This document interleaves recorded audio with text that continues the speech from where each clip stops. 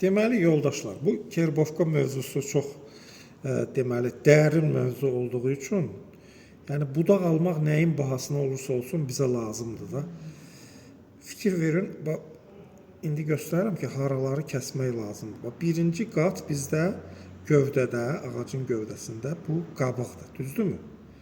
Qabıqdan sonraki bu yaşıl yer canlı deməli damarlar, canlı hüceyrələrdən təşkil olunmuş damarlar, baxın floema qatıdır, floema.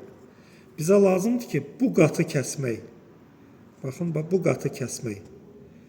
Bu qatı kəsdik və bu qat sağalmamalıdır həmən. Gördünüzmü nə boyda qatdır?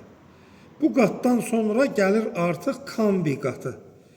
Fikir verdinizmi? Yaşıldan sonra gəldi kambi qatı. Biz uzaqbaşı bu kambi qatından da biraz kəsə bilərik, amma kəsməməliyik əslində. Yaşıl qatı kəsməliyik. Yuxarıdan bir dənə göstər, bu nə qədər eləyirsə bu təxminən. Fikir verin. Baxın, nə qədər eləyirsə. Baxın, yuxarıdan belə göstərə bilərsənmi? Hardasa 1 millimetr, 2 millimetr eləyir. 2 millimetr kəsməliyik, çox yox. Ağ yer görsəndə artıq kəsməməliyik. Çoxları götürür, amma bu ağ yer nədir ki? Bir dənə belə gedir, bir dənə belə gəlir. Və belə əməlli başlı kəsir, artıq gedir. Bilirsiniz hara çatır? Bu damarlara. Bu damarlar da nədir? Deməli, cansız hüceyrələrdən təşkil olunmuş ksilema damarları.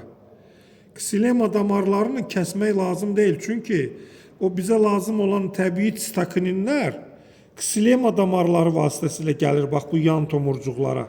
Kökdən gəlir yuxarı. Bizə lazımdır ki, bax, bu qatı kəsmək ki, baxın, bu qatı, bu yaşıl qatı ki, yuxarıdan auksinlər aşağıya doğru gəlməsin.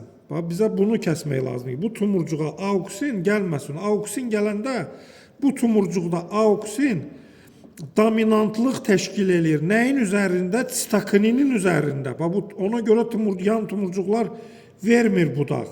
Başa düşdünüzmü? Ona görə tumurcuğun üstündən belə sadə bir dəfə belə eləyirik.